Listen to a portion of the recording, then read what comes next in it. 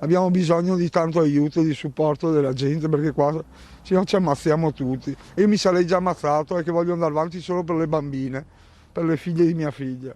E allora lei ci dice adesso stanno un po' meglio. Sì, stanno meglio, perché è la mamma che li aiuta del cielo. Non si dà pace Luca Rizzotto, papà di Sara e zio di Jessica. L'unico conforto arriva dall'ospedale dove si trovano le sue due nipoti, rimaste coinvolte nel tragico incidente della 28 domenica scorsa. È soprattutto per loro che continua a lottare mentre si sta organizzando il funerale delle due ragazze, che si terrà in forma congiunta. Sarà la prossima settimana perché hanno dato il nulla osta e quindi almeno un po' di sollievo anche per loro, perché sono rimaste anche là troppi giorni per niente.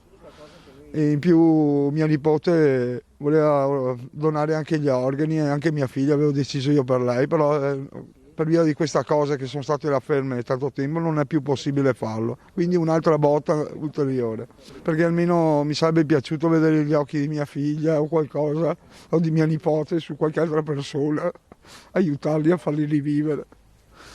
Purtroppo neanche quello. Una beffa, l'ennesima dopo la pronuncia del GIP di Pordenone che ha disposto gli arresti domiciliari per il pirata della strada che le ha travolte e al momento della cattura risultato positivo l'alcol test, una decisione che ha scosso non solo le famiglie ma l'intera comunità che si prepara a una grande fiaccolata. Vogliamo essere nel luogo simbolo della città, per cui ringrazio le ragazze e le amiche di Jessica e Sara che hanno proposto di fare questa fiaccolata proprio per sensibilizzare in questa direzione.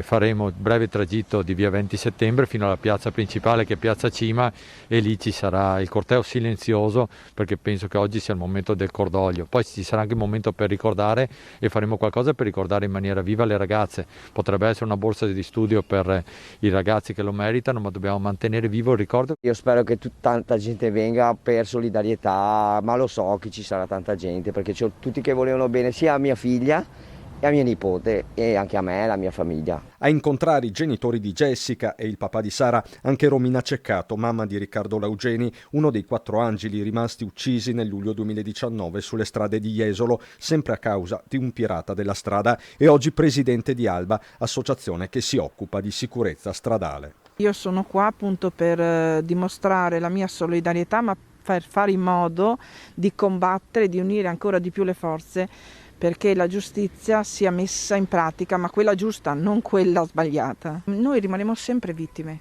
sempre vittime. I nostri figli sono dentro al freddo e gli altri? Gli altri a casa. A casa. A casa non va bene così. Non c'è giustizia qui.